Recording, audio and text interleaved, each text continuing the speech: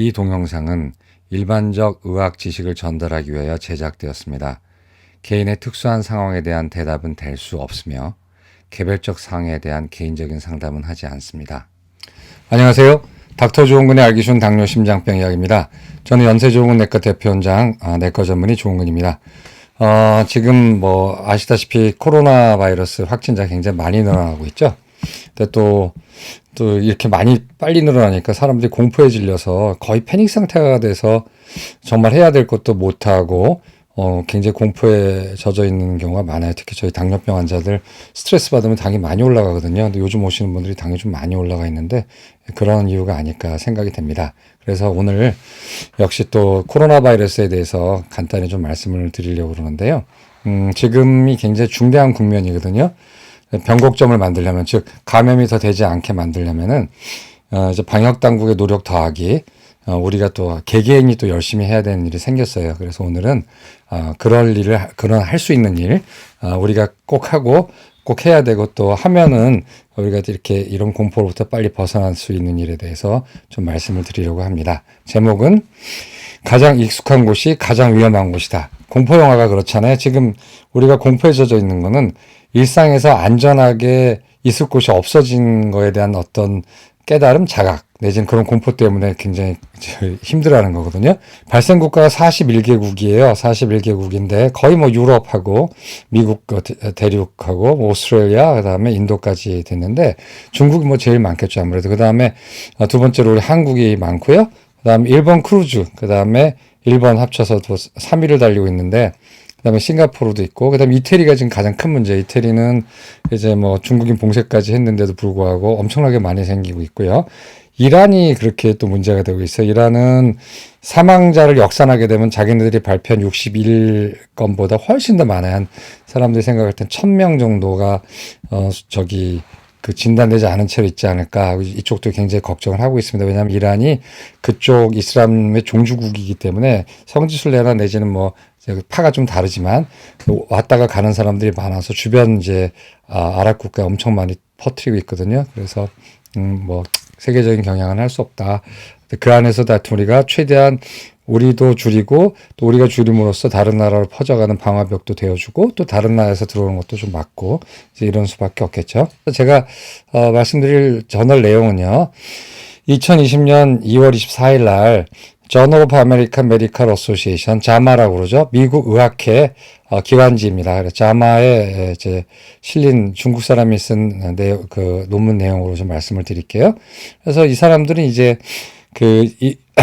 중국에서 발생한 코로나 바이러스 2019 코비드19라고 얘기하면 코비드19로부터 얻을 수 있는 중대한 교훈과 그 특징들에 대해서 이제 논문을 썼어요. 그래서 자기네들이 이제 통계를 낸 자기네 나라에서 발생한 약 72,000명 정도의 환자들 대상으로 이제 그냥 역학조사에 대한 걸 간단하게 리뷰를 했습니다. 보시면은요.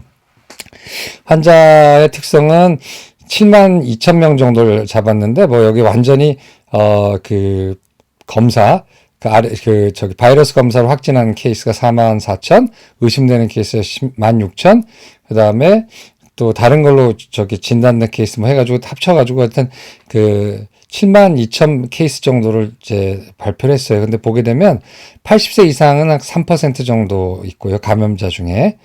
진단자 중에죠. 그 다음에 29세 미만은 또 8% 정도밖에 안 됐고, 가장 많이 감염된 사람 또는 확진된 사람은 아무래도 사회활동을 왕성하게 하는 30에서 79세 사이가 이제 많이 확진됐다고 그래요. 87%. 그러니까 결국 많이 돌아다닐수록 접촉이 활발한 사람일수록 사회생활을 왕성하게 하는 사람일수록 당연히 잘 걸리겠죠. 그래서 우리나라도 50대가 제일 많이 걸렸잖아요. 그래서 그런 거 이제 볼 수가 있고요. 그 다음에 스펙트럼 오브 디지즈라고 해가지고 중등 증상의 정도로 봤을 때 81%가 마일드하게 끝나요. 한 전체 80% 정도가 그냥 살짝 무슨 감기 앓듯이 이렇게 하다가 이제 끝나는 거고요. 그 다음에 한 14%가 약간 중증, 뭐 이제 산소호흡기도 좀 대주고 입원도 해야 되고 하는 정도가 중증이고, 5%가 이제 심각하게 감염이 되죠. 뭐 인공호흡기라든가 에크모 돌리는 정도. 그래서 보게 되면은 이건 이제 그 나라의 의료 인프라, 그 나라의 그 인구들이 그 나라 사람들이 생활하는 방식, 뭐 이런 거에 따라서 달라질 수는 있어요. 그래서 우리나라 같은 경우 경증이 훨씬 더 많아질 수도 있고요.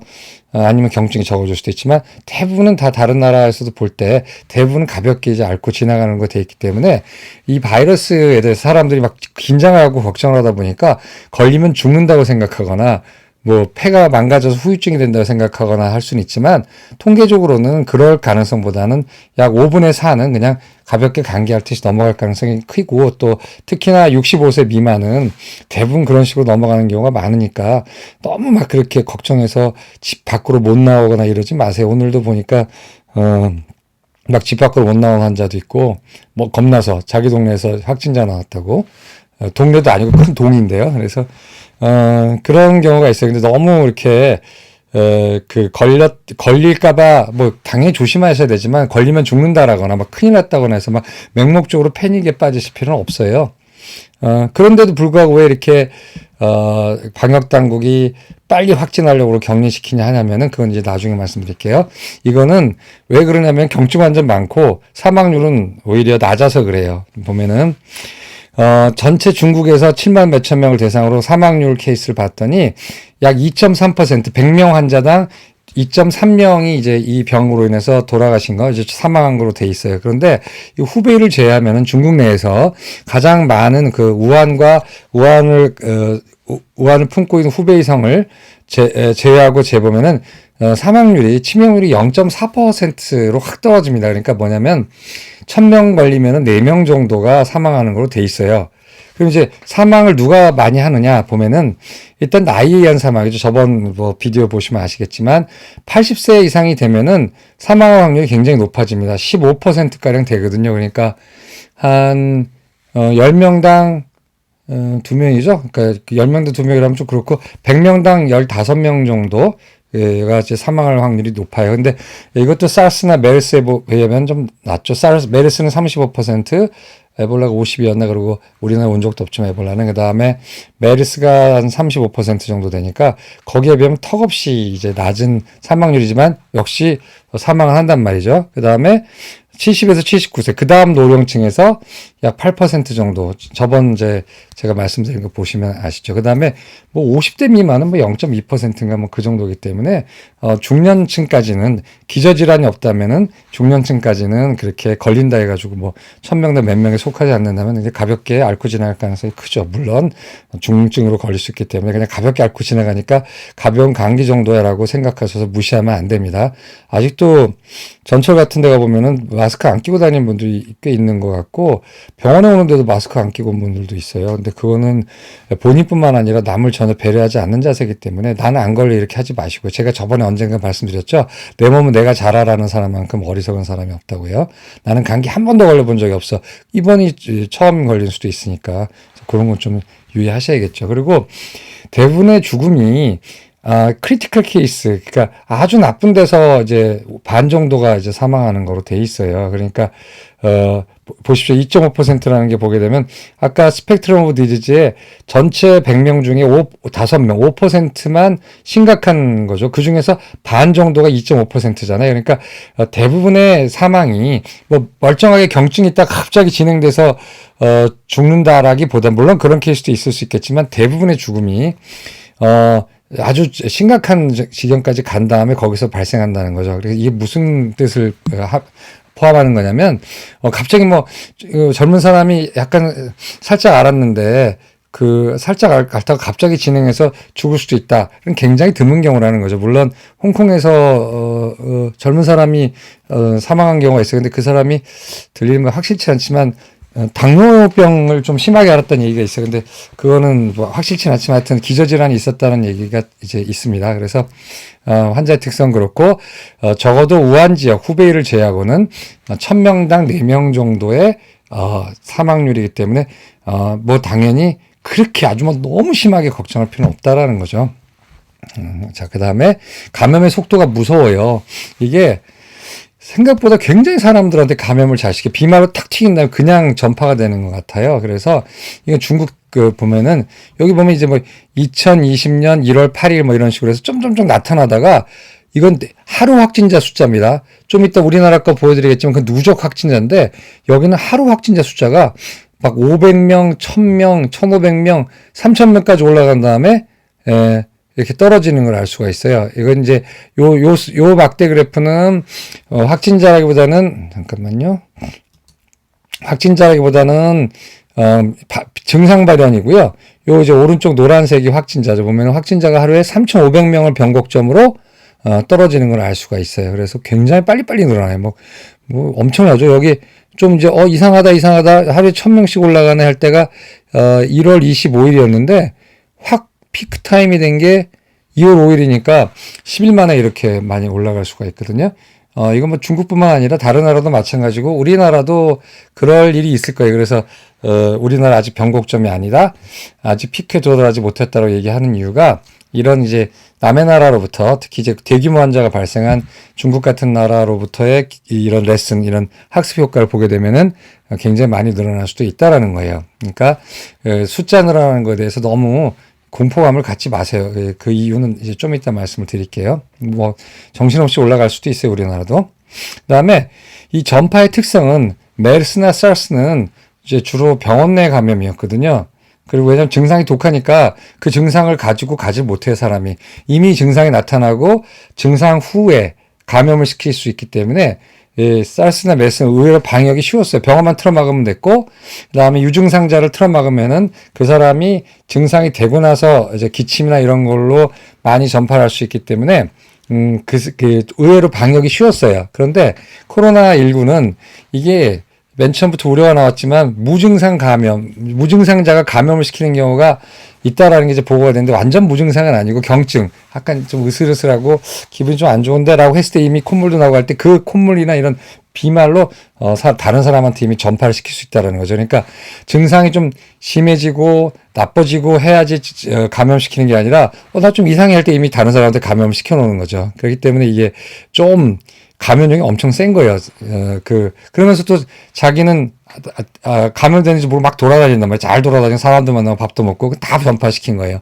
맨 처음에 우리나라 이제 3번 환자가 나왔을 때 그 3번 환자, 6번 환자한테 전염을 시켰을 때 저기 한정식집인가 그 유명한 식당에서 밥을 먹는 것밖에 없다고 그랬잖아요. 근데 그렇게 밥 한 번 먹었다 그런 거 했더니 가능한 거예요. 이렇게 밥 먹으면서 사람이 침을 많이 튀기잖아요. 지금도 저도 말하면서 침을 튀기고 있는데 말하면서 밥 먹으면서 침 튀기니까 그 침이 딱 붙으면서 이제 감염이 된 거거든요. 그래서 이게 전파의 특성이 병원 전파가 아니라 지역사회 전파가 가능한 거예요. 왜냐하면 일상생활 하면서 다 전파시켜버려요.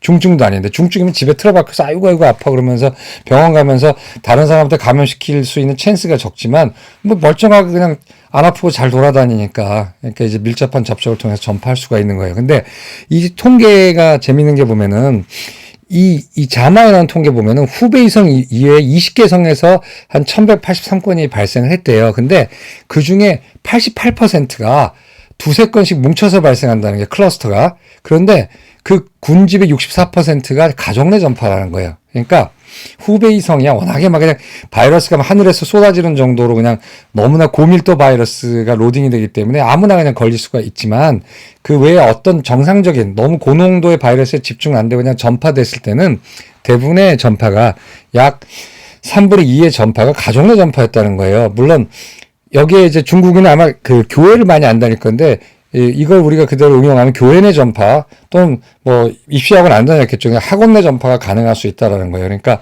우리나라는 뭘 조심해야 되느냐? 가족을 조심해야 되고 지금 이제 우리가 여기서 전파를 끊어야 되잖아요. 가족을 조심해야 되고 교회나 절을 조심해야 되고 학원을 조심해야 된다는 거예요. 우리나라 사람의 특징이잖아요. 가족하고 친밀하고 종교 집회에서 친밀하고 그다음에 또 학원에서 바글바글 모여있다는 거죠. 이제 그것이 바로 재전파 3차, 4차, 5차, 6차 전파가 일어날 수 있는 중요한 핵심 거점이란 말이죠. 그 거점을 차단해야지 전파가 여기서 끝나고 14일 정도 지난 다음에 소멸이 될 수가 있는 거예요. 그래서 지금이 변곡점이라는 겁니다. 그래서 하여튼 간에 꽤 생각보다 많이 전파가 되는 것 같아요. 많이가 아니라 굉장히 강한 전파력을 갖고 있어요, 코로나가. 그래서 우리나라 감염의 특징 보면, 이거 오늘 KBS 통계인데요. 총 확진자가 1,595명이었어요. 굉장하죠? 굉장히 많이 늘어났는데, 보시게 되면은 통계가 서울 55명, 세종시 1명, 대전 8명, 그렇죠? 별로 많지 않죠? 그 다음에 충남 7명, 전남 1명, 그리고 강원도 6명, 충북 7명인데, 어떻습니까? 어떻게 1,595명이 될 수가 있죠? 그랬더니 알고 봤더니 경북에서 321명, 대구에서 1,000명이 넘게 나왔어요. 그러니까 우리가 이 통계를 볼 때 주의하셔야 되는 게 우리나라 확진자 수가 많이 늘어난 거는 대부분 지역적인 특성에서 기인하는 거란 말이죠. 그래서 보면 대구 경북에서 전체 확진자 1,595명 중에 1,338명이 나왔어요. 즉 81%의 확진자가 다 대구 경북에 몰려 나왔다라는 거예요. 이거는 뭐 여러분 다 아시다시피 두 군데에서 나온 거죠. 청도에 있는 병원과 거기와 뭔가 연관관계가 있을 수 있는 대구에 있는 신천지 교회에서 그 집단 감염으로 나온 거예요. 이건 지역 감염이라면 집단 감염이에요. 집단 감염은 소스를 알 수가 있는 거죠. 몇 명의 강한 슈퍼 점퍼저부터 계속 이제 연계된 역학적으로는 추적이 가능한 거죠. 근데 81%고 나머지가 257명이에요. 굉장히 지금까지는 선방한 거죠. 지역적으로 산발적으로 지금 일어나고 있거든요. 나머지 257명. 그러니까 우리가 통계를 볼 때 아이고야 큰일 났다라고 생각하시기 전에 어디서 기인한 건가 봤더니 대구에서 지금 많이 나오고 있다는 거죠. 대구는 뭐 아시다시피 왜 그런가?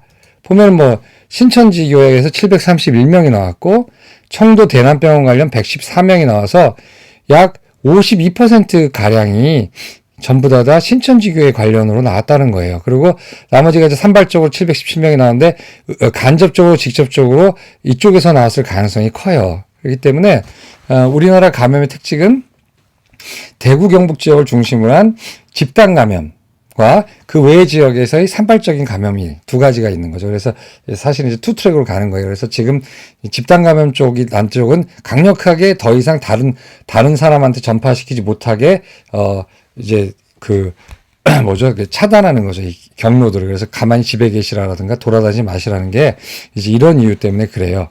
그랬더니 돌아다니지 마시라고 했더니 가족끼리 전파하면 안 되잖아요. 그래서 뭐 이 비디오 만든 이유도 이런 겁니다. 그 다음에 우리나라 확진자 통계 보게 되면은 이건 누적 통계입니다. 아까 보여드렸던 중국 통계는요, 그날 통계 어마어마하죠. 우리는 누적 통계가 아직도 그렇다 200명, 오늘 뭐 300몇 명 나왔죠? 앞으로 더 나올 거예요. 왜냐면 이제 신천지 교단에 있는 유증상자들에 대해서 검사 결과가 나온 게 이제 막 나오기 시작하는 거거든요.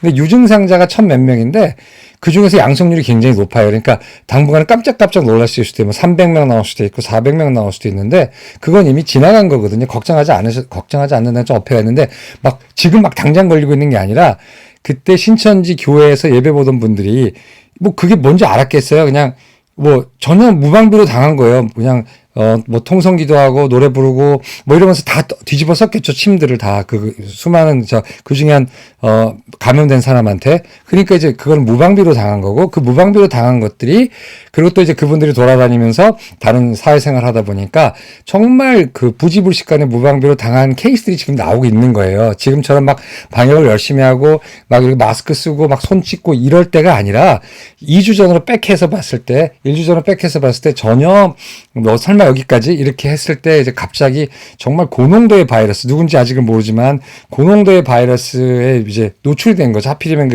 이제 그 교회 예배 방식에 이제 조밀하게 앉아서 막 노래도 부르고 그 통성 뭐 기도도 하고 하는 바람에 이제 그렇게 된 거죠. 그 자체는 잘못됐다고 볼 수는 없죠. 그거는 이제 누가 알았겠어요, 그걸. 그러나 이제 그 이후에 좀 방역 당국이 협조해주고 이거는 이제 사회가 요구할 거죠. 하여튼 너무 놀라지 마세요. 우리가 더 놀라운 숫자들이 나올 수가 있으니까 너무 걱정 안 하셨으면 좋겠어요. 지금 나오는 거는 이미 감염된 사람들 수고 우리가 굉장히 빨리빨리 잘 진단하고 있다는 뜻이에요. 자, 그래서 이 말이죠. 왜 일이 많이 나올까? 왜 이렇게 확진자가 많냔 말이에요. 다른 나라는 별로 없는데. 근데요, 여기에 이제 비밀이 있는데, 다른 나라는요, 이거를 이렇게 빨리 이렇게 싸게 할 수가 없어요. 미국 같은 경우는 뭐 확인은 못했지만 이거 한 번 검사하는데 $3,000라고 얘기를 해요. 근데 우리나라는 이제 훨씬 싸거든요. 우리나라 특유의 그런 뭐라 그럴까 아주 박리담에 뭐 이런 게 있어서 그리고 또 준비를 많이 했어요. 그래서 다른 나라는 그렇기 때문에 돈도 많이 들고 할 수 있는 인력도 없고 그다음에 장비도 없기 때문에 거의 이제 이렇게 손 놓다가 이제 증상이 나타나면 그때 검사해가지고 그걸 검사해서 격리시켜서 치료하는 방향으로 가고 있어요. 근데 이제 일본 같은 경우는 이게 또 특유의 그런 섬나라 뭐라 그러나 니글렉트라거나 무시 마치 없는 것처럼 무시하는 방 안에 코끼리가 있는데 무시하는 게 있죠. 제 개인적인 생각으로는 잘 안 하는 이유가 아마 올림픽에 큰 지장을 줄까봐 일부러 숫자를 밝히지 않으려고 하는 것 같다는 생각이 좀 들어요. 좀 너무하게 안 하거든요. 일본도 지금 속으로는요. 거의 아마 우리나라처럼 만약에 검사를 다 해주고 하면은 엄청나게 많은 사람이 감염됐을 가능성이 커요. 뭐 일본 사람들은 뭐 슈퍼맨입니까? 감염이 안 되게 그렇게 했는데 프린세스에서 나온 사람이 몇 명이고 그러니까 근데 일본 정부는 참 그런 거 보면은 굉장히 좀 의사로서 봤을 때 굉장히 비인도적인 정부인 것 같아요. 일본은 하루에 1,000명 정도 하나 아마 그럴 거예요. 근데 우리는 지금 하루에 5,000명 하고 있고 그다음에 앞으로 조금만 더 시설 확충해서 10,000명 정도를 하루에 할 거거든요. 그러니까 검사를 많이 하면 많이 할수록 확진자가 많이 나올 수밖에 없어요. 그게 우리나라는 맞는 겁니다. 왜냐하면 다른 나라와 달리 빠르고 싼 진단 기술이 있고 이건 우리의 기술적인 특장이고 또 하나 우리나라의 특징이 뭐냐면 인구 밀도가 굉장히 높고 사람들이 굉장히 많이 다녀요. 그러니까 이번에 확진자 동선 보시면 저하고 비슷한 생각 가졌으면 모르겠어요. 너무 많이 정말 하루에 이동 거리가 너무너무 많아요. 그러니까 딴 얘기지만 BMW 옛날에 여름에 막 그 불나고 그랬을 때 BMW 부회장인가가 우리나라 한국 사람들은 뭐 차를 너무 많이 몰고 뭐 그런 데서 다 화낸 적 있잖아요. 근데 실제 동선이 좀 많이 긴 것 같아요. 그래서 인구 밀도가 높고 인구 흐름이 활발해서 이 감염을 그냥 놔뒀다가 다른 나라 전략처럼 그중에서 유증상자만 잡아서 그중에 심한 사람만 입원시켜서 보존적인 치료를 하게 되면은 삽시간에 번질 수가 있어요. 그렇기 때문에 우리나라는 그 인구 밀도가 높고 국민 한 사람이 하루에 움직이는 거리가 많고 많은 사람을 만나는 같은 그런 특징들과 더불어서 마침 기술과 이런 준비가 되어 있기 때문에 두 가지가 합쳐서 우리나라는 굉장히 검사를 많이 하고 있습니다. 그렇기 때문에 그 확진자가 많이 나올 수밖에 없어요. 그 다음에 대구 경북의 신천지교회라는 큰 클러스터에 대해서 집중적으로 하기 때문에 확진자 수는 또 많아요. 변수가 생겼잖아요. 아까 보셨다시피 대구 경북이 만약에 평균 수준으로 전국 평균 수준으로 따지면 우리나라는 지금 확진자가 한 300명 정도 될 거예요. 뭐 좀 가정이지만 근데 이제 그 하필이면 청도병원에서의 장례식과 또 신천지기 그때 하필이면 또 그때 뭐 대집회를 했었고 하필이면 그때 감염된 사람이 몇 명 있었을 것이고 또 거기에 집합했기 때문에 또 전국으로 다시 자기 고향으로 흩어진 신천지 교인들에서 지금 번지고 있는 거거든요. 그래서 이거는 좀 다른 얘기예요. 그쪽은. 그래서 그런 걸 좀 생각하셔야 돼요. 그래서 많이 늘어난 게 우리나라 사람은 많이 걸리고 굉장히 우리나라 유독 사회에 많이 퍼졌다라고 생각하실 것보다는 그 진단은 많이 하고 있고 또 한편으로는 대구 경북이라는 특수성 그쪽에서 신천지 교단에서 퍼진 그런 이제 특수성 때문에 굉장히 숫자가 많아 보이는 착시를 가지고 있는 거죠. 사실은 저는 개인적으로 더 걱정인 게 일본이 걱정이에요. 우리 좀 난리다 치고 좀 좋아질 때 일본에서 갑자기 막 튀어 올라오면 이것도 굉장히 큰 걱정이거든요. 그래서 하여튼 그건 이제 제가 걱정할 건 아니고 저는 이제 만성병을 보는 의사니까 어쩌다가 제가 이런 얘기까지 하는지 모르겠어요. 자, 드라이브 스루 선별진료소 이거 보셨죠? 정말 우리가 어떤 민족입니까? 어떤 민족입니까? 아니, 이 맥도날드나 스타벅스에서 하는 드라이브 스루 선별진료소를 하는 거예요. 그러니까 이게 되게 창의적인 게 그 방 안에서 이제 검사를 하게 되면 피 검사가 아니고 그 특수한 솜을요, 코 뒤로 이렇게 집어넣어서 인후부 뒤에서 이 수압이라고 해서 이걸 채취해 막 이렇게 막 걸러서 채취하니까 막 환자 기침하고 막 그걸 채취하니까 그게 오염되잖아요. 그 진료소 안이. 그럼 또 그걸 방역하고 또 다음 사람 받고 해야 되니까 한 사람을 하는 데서 1시간에서 2시간이 걸린다고 그러더라고요. 근데 이렇게 많은 사람을 그렇게 하면은 어떻게 한단 말이에요. 그래서 마침 뭐 누가 이걸 생각한 건지 모르겠는데 페이스북 보니까 인천의료원의 어떤 분이 이거를 공무원분인데 이거를 이제 제안했대요. 근데 기가 막히죠. 우리나라 사람들 그 공설운동장 이런 데다가 차 타고 들어와가지고 차 안에서 앉아서 이렇게 선별진료소에 딱 오면 찍 내리면은 코에다 이렇게 넣어주고 하는 거예요. 그러면 뭐 공간도 오염이 안 돼서 좋죠. 차에 있는 사람은 추위 안 떨어서 좋죠. 차 안에서 다 이렇게 기다리고 있죠.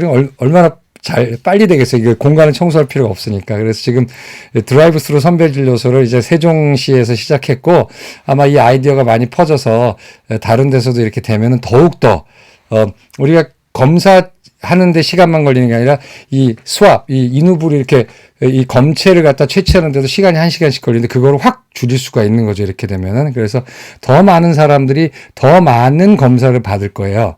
그러니까 확진자는 더 많이 나올 겁니다. 그러나 나오는 거를 우리가 거기에 대해서 공포를 가질 필요 없어요. 나와야지 되죠. 검사해서 빨리빨리 발견해서 조기에 격리해주고 조기에 치료하고 그중에 중증이 될 만한 사람은 빨리 보존적인 요법을 음압병상이나 뭐 이런 거 해가지고 한쪽으로는 다른 쪽으로 전파가 되는 걸 막고 경증이요. 격리시켜서 한쪽으로는 죽는 걸 막아주는 거죠. 빨리 이 병상을 갖다가 가동시켜서 죽는 걸 막아주는 거죠. 그렇기 때문에 우리나라는 이제 검사를 더 많이 할 거예요. 그래서 이거는 굉장히 잘하고 있는 겁니다. 대신 정말 이 방역당국, 검사하는 임상병리 의사 선생님들, 그다음에 검사 채취하는 의사나 간호사분들 엄청나게 영혼을 갈아놓고 있어요. 지금 너무너무 힘들고 피곤하고 있거든요. 그러니까 정말 여러분들이 다 응원해 주시고 하셔야 됩니다. 같은 이런 식으로 이제 여러분들이 고생을 하고 있는 거죠. 그래서 우리한테는 두 가지 상황이 있어요.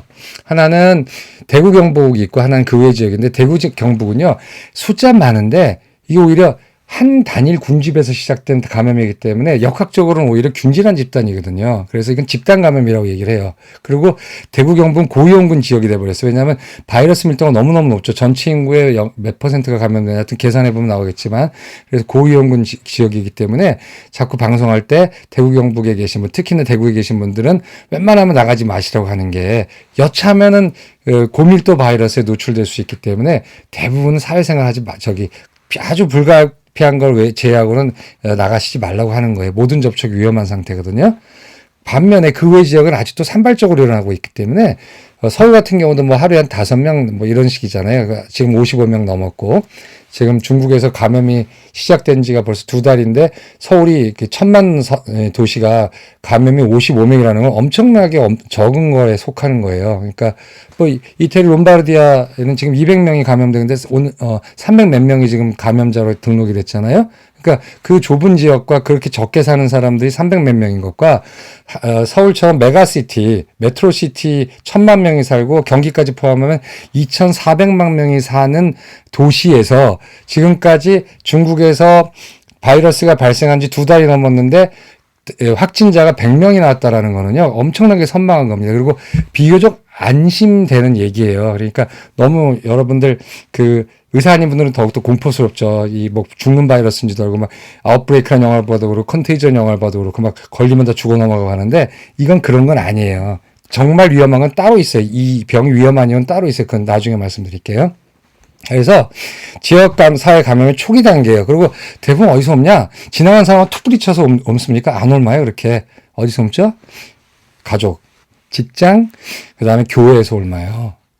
이게 되게 중요해요. 친밀한 접촉, 믿는 사람한테 발등찍히는 겁니다. 그래서 제가 이 전 동영상에서 말씀드렸죠. 가족을 믿지 말고 나를 믿지 말고 이웃을 믿지 말라고요. 오히려 다른 사람은 마스크 끼고 툭 부딪히는 건 문제가 없습니다. 가족들한테, 그다음에 친구한테, 친구보다는 직장 동료한테, 그다음에 교인들한테 옮을 수가 있어요. 이거를 조심하셔야 되는 거예요.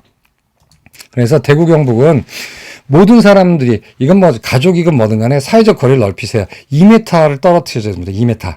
그다음에 밥도 같이 드시지 마세요. 가족끼리도. 그리고 어제 대담 나와서 전병윤 선생님이죠.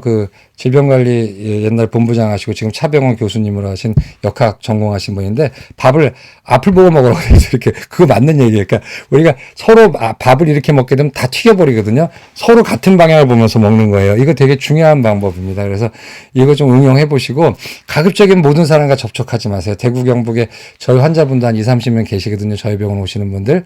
스님도 계시고 스님 이거 많이 보신다니까 제가 방송하는 거 보실 텐데 조금만 견디십시오. 그리고 같이 식사하지 마시고 그다음에 이동을 되도록 하지 마세요. 이거 어차피 지나가는 건데 조금만 견디십시오. 그리고 대구 경북은 이제 친구의 친척이라든가 또 제 와이프 친구들 통해서 들어보면은 굉장히 거리가 적막하고 너무너무 외롭고 고독하다고 그래요. 근데 조금만 견디세요. 이제, 이 1차 이 감염을 14일 정도가 딱 끊기면 그다음부터 소멸이 되기 시작하기 때문에 조금만 견디시는 게 좋겠어요. 하여튼 많이 고생하시는데 하여튼 조금만 견디십시오. 그 다음에 그 외의 지역, 그건 이제, 지나가다 걸리는 경우 별로 없단 말이에요. 오히려 친밀한 가족 간 전파, 종교 행사, 학원 전파, 이걸 이제 차단해야 돼요.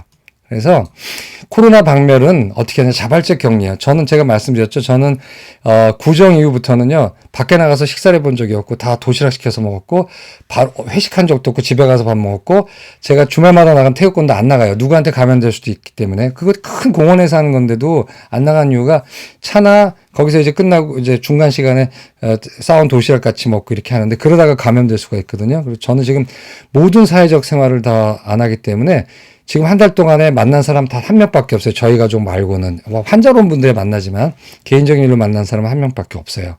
그 정도로 지금 격리를 하고 있거든요, 스스로를. 그렇기 때문에 사람을 최소한 만나십시오. 하여튼 간에 직장에서 집 왔다 갔다만 하셔야 돼요. 그 다음에 대면 대화를 줄이세요. 전화로 하시고, 아까 저희 딸이 이제 제가 다 맞거든. 친구 만나지 마라, 당분간. 친구 만나는데 밥 먹지 마라. 친구랑 커피 마시지 말라. 왜냐면 마스크 써야 되니까 마스크 쓰고 대화해라. 그 다음에 운동도 가지 말아 해가지고 이제 실내 운동이니까 얘가 너무 심심해하자. 근데 어저께 막 웃으면서 막 무슨 얘기를 해가지고 아니 얘가 오랜 자발적 격리 생활에 좀 지쳐서 정신 이상해졌다고 갔더니 컴퓨터로 페이스타임을 하더라고요. 친구들하고 이게 또 하나만 대화하는 게 아니라 두셋이 이렇게 대화할 수가 있나 봐요, 서로. 그래서 한 1시간 동안 수다를 떨던데 그렇게 하세요. 그래서 대면 대화를 줄이고 온라인으로 하시는 게 좋을 것 같아요. 그 다음에 동선을 최대로 줄이십시오. 혹시 여러분이 감염자일 수도 있고 감염된 사람일 수도 있고 이렇기 때문에 하여튼간에 동선을 최대로 줄이시고, 이 어려운 것 같지만 밥을 좀 혼자 먹는 걸 해보세요. 한 14일 동안만. 그러니까 아니면 시간차로 하면 되잖아요. 나 먹고 다음에 다른 사람 먹고 이런 식으로. 이것도 되게 중요한 겁니다. 마주보는 일을 줄이세요. 마주보면서 얘기하지 마시고 TV 보면서 이렇게 해서 이 침 튀기는 거가 제일 그렇거든요. 그러니까 침 안 튀기면서 앞을 보면서 서로 얘기하시는 것도 괜찮은 것 같아요. 그래서 이런 게 이제 자발적 격리고, 한참 이제 나오죠. 이제 소셜 디스턴스라고 사회적 거리를 유지하는 게 좋아요. 한 2m를 유지하십시오, 누구나. 그다음에 이게 이제 이것도 좀 덜 만져야 되고, T존을 조심하세요. T. 이게 T예요. 아이언맨 T 있잖아요. 이 T. 그래서 입술, 코, 눈. 이 점막들이거든요. T존을 갖다가 얼굴을 안 대야 됩니다. 뭐 이렇게 할 수는 없잖아요. 근데 이게 되는 사람도 있더라고요. 팔꿈치로 이게. 근데 정상적인 사람은 안 돼요. 하여튼 뭐 어떻든 간에 뭐 이렇게 긁으시던가, 그래서 아니면 면봉 갖고 긁던가. 손 조심하시고, 수건 등을 같이 쓰지 말고, 친척 방문하지 마세요. 이거 중요해요. 친척 방문하지 마세요. 부모님한테 방문하지 마세요, 가급적이면. 왜냐하면 부모님은 고령이기 때문에 15% 사망률이 드는 그런 쪽이란 말이에요. 근데 괜히 효도하려고 가가지고 불효하는 수가 있으니까 부모님이나 또는 부모님 역시 손자 손녀 보고 싶다고 오지 마세요. 잘못하면 다 감염됩니다. 그다음 종교행사 온라인으로.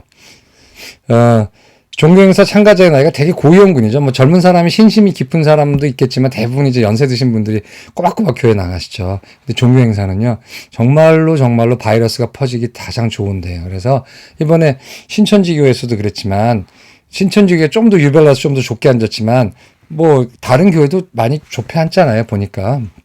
그래서 고밀도 고위험 장소, 예배 때 어떠십니까? 노래 같이 부르고 찬송하고 또 같이 기도 외우고 하니까 다 튄단 말이에요. 다 상대방 뒷머리에다 튀어버려요. 그래서 예배 때가 되게 위험하고, 한 번 걸리면 삽시간에 걸리기 때문에 굉장히 위험해요. 그래서 당분간 예배를 온라인으로 좀 했으면 좋겠어요. 그래서 대부분의 성당하고 대부분의 절은 다 폐쇄를 했는데, 일부 개신교 쪽 그 큰 교회에서 강행한다고 그러거나 아니면 아직 정하지 않은 것 같은데, 이거는 하면 큰일 납니다. 이번 한 2주만이라도 좀 지나갔으면 좋겠어요. 그리고 헌금하고 시주는 온라인으로 하면 되거든요.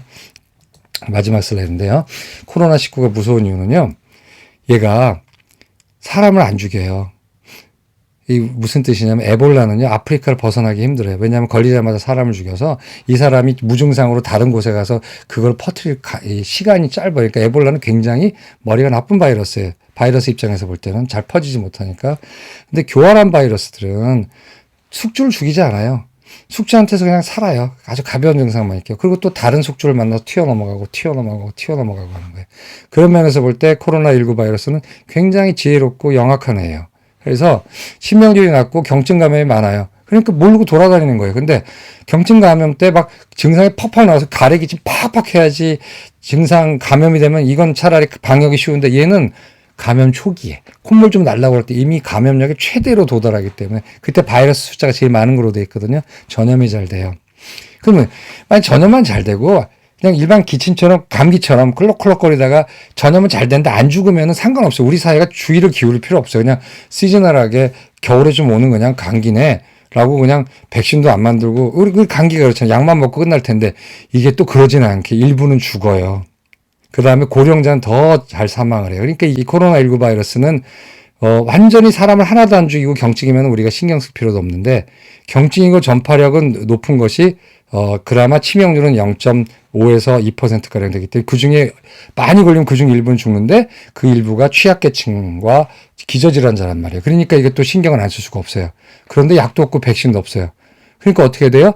이것이 완전히 박멸되기 전에는 사람들이 공포 무서워서 사회생활을 못해요. 밥도 안 먹고 회식도 안 하고 술도 안 마시고 공연도 안 보러 가고 모이지도 않고 뭐 경기장도 안 가고 이러니 뭐가 돼요? 이 코로나 바이러스는 보건적인 면보다는 사회적인 영향이 훨씬 커요. 뭐죠? 경기가 완전히 하강하는 거예요. 아무도 안 쓰니까 벌써 여러분 느끼셨잖아요. 지금 얘가 결국 심각해진다는 게 2주 때밖에 안 됐는데 완전히 저녁 식사 안 하죠. 공연장 셧다운 됐죠. 프리랜서도 죽으려고 그래요. 무슨 이렇게 대기업 다니는 분이 지금 제일 좋죠. 그러니까 또박또박 월급 받고. 그러나 자영업자라든가 아니면 프리랜서라든가 이런 사람 다 취소되고 안 오고 그러니까 지금 뭐 코로나에 걸려 죽는 게 아니라 장사가 안 돼 죽겠다는 사람 많거든요. 경기하강이거든요. 그래서 이런 전염병은요, 필시 사회적인 그런 아주 임팩트가 커요. 이런 전염병을 해서 경기가 강하는 게 가장 큰 문제예요. 이런 식으로 얼마나 가겠냐는 거예요, 우리 사회가. 그래서 경기가 강한 게 큰 문제고. 그러니까 뭐냐면, 코로나에 의해서 죽는 것보다 경기가 강해서 문제라는 거죠. 그 다음 두 번째, 이거는 이제 의료 문제인데, 은평성모병원 폐쇄되는 거 보세요. 그 다음에 막 종합병원도 폐쇄됐다, 살아났다, 폐쇄됐다, 살아나고, 그죠? 그 다음에 어디 카페 보니까, 복통, 이 배를 개복 수술한 사람인데 수술이 얼마 있다가 열이 나고 열이 안 떨어지더래요. 그래서 그 병원에 가려고 그랬더니 열 난 사람 오지 말라 그래가지고 지금도 못 가고 있다라는 거예요. 그리고 지금 막 병원에 들어가는 사람들 막 주민등록 체크하고 그러거든요. 이런 사회적인 대난리를 치게 되니까 어떤 일이 있냐면은 의료 인력이 부족해요. 지금도 우리나라 의료 인력은 너무나 100% 이상을 하거든요. 한 사람이. 그렇기 때문에 빵꾸가 나버리면은 다른 걸 못해요. 그래서 이미 신문에 나지만 교통사고 환자들, 심근경색 환자들, 뇌경색 환자들이 갈 곳이 없어서 전전한단 말이에요. 그래서 다른 급성, 사고 환자들이죠. 내지는 만성, 투석하는 사람들, 뇌경색, 심근경색 환자들이 굉장히 위험해요. 이때 굉장히 위험해요. 그러니까 아프지 마세요. 지금 아프면 큰일 납니다. 그래서 두 가지. 코로나19가 무서운 이유는 경기가 완전히 폭망한다. 이 오래 가게 되면 사회 전체가 분위기가 다운돼 버려요. 그래서 이 바이러스가 사람을 죽여서라기보다는 이 바이러스가 사람의 활동을 억제하기 때문에 경기가 하강하는 게 굉장히 크고 다른 급성만성 질환자들이 덩달아서 위험해진다는 거예요. 그게 얘가 박멸될 이유예요. 얘는 빨리 박멸을 시켜야 됩니다.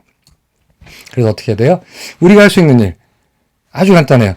감염되지 않는 것이 애국하는 길이에요. 근데 그것은 개개인의 위생활동을 하면 됩니다. 너무 놀라지 마세요. 우리가 저기까지 확진자가 나온 거는 완전히 무방비해서 당해서 그 결과 2주 전의 결과들이 나오는 거거든요. 그 다음에 우리 어떻게 하고 있습니까? 마스크 쓰고 손 씻고 막 온갖 다 하잖아요. 이건 방역이 엄청나게 잘 되고 있는 거거든요. 그 다음부터는 좀 변할 거예요. 그게 언제입니까? 우리가 지금부터 하고 있는 2주 후예요. 그게 변곡점입니다. 그러니까 지금 열심히 하시고 너무 막 걱정하고 막 나라 망한 것처럼 걱정하고 불안에 떨고 이러지 마세요. 이거 그럴 거 아닙니다. 근데 조심을 하되 공포에 완전히 억눌려가지고 막 이럴 필요 전혀 없어요. 그냥 정상적인 생활하되 조심조심 하시고 항상 주의 깊게 생활하시고 내가 남을 감염시키는 행동을 하지 않을까, 혹시 내가 감염에 위험하게 날 노출시켰지 않을까를 항상 생각하시고 하세요. 물론 스트레스 많이 받을 겁니다. 그러나 한 달, 물론 한 달 안에 없어진다는 건 아니지만 변곡점이 한 달 안에 오니까 그 우리가 좀 더 빨리 당겨서 만들어야 돼요. 그래서 여러분들 고생 많으시고 특히 대구 경북도민들 너무 고생 많으십니다. 하여튼 너무 외롭고 너무 힘드시겠지만 조금만 참고 견디시면 아마 좋은 일이 있을 것 같고요. 또 대구 경북 계시는 저희 환자분들 여기서 인사드리는데 하여튼 조금만 참으시고 하여튼 너무 걱정 마시고 스트레스 받지 마시고 일상생활 하시기 바랍니다. 감사합니다.